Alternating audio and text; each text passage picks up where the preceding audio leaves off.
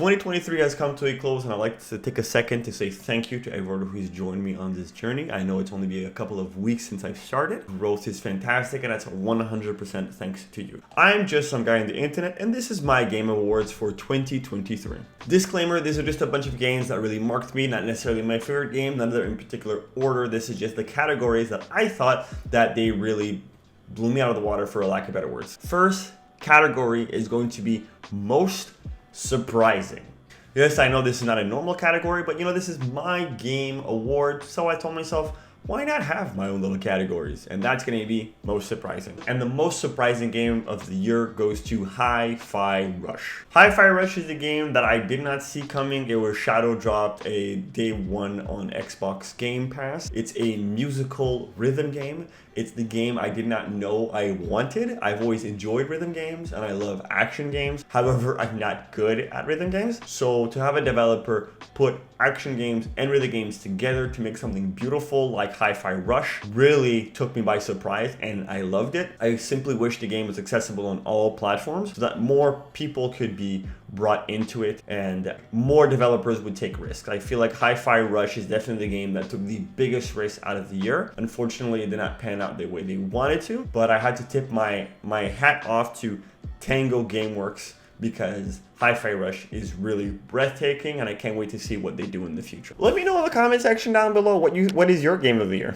Our next category is going to be Best Music. This category was insanely difficult for me to come to a conclusion, especially the games that we got this year. However, at the end of the day, it came down to Final Fantasy 16 and Lies of P. I was having a very hard time choosing between Lies of P and Final Fantasy 16 until I remembered how as soon as I played the demo of Lies of P, I started obsessively looking online to find the soundtracks, and I had to tell you, every single record of the game is a complete banger. Final Fantasy 16 is a fantastic runner-up, but Lies of P takes it away from me. Best performance, and I will fight you on this. I love Astarion, I played Baldur's Gate, but my personal favorite, and yes, I'm 100% biased, has to be Yuri Lowenthal. Specifically, when you're playing as Miles fighting Peter in the black suit, that bully Lowenthal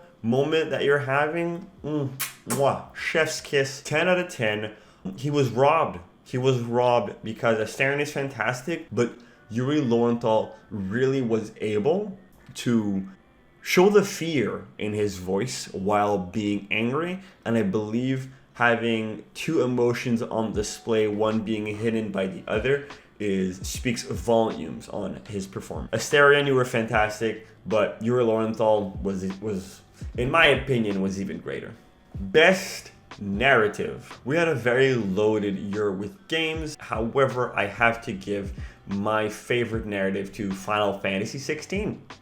The story starts off grand and only becomes grander as you go along. It starts off very political, and then when you get further into the game, it gets a little monster versus gods and what is my place in the universe and a whole crisis of existence. It's something I didn't see coming, which is surprising because I've played a lot of the Final Fantasy games and they always kind of go off the rails towards the end. However, I did not see this one coming. I did not think that the story was headed in that direction, and it took me off guard completely. If you have not had the chance to play the Final Fantasy 16 game, I highly recommend it, especially with Echoes of Valen coming out, that has come out, and New Tide, I believe it's called, the DLC that's coming out.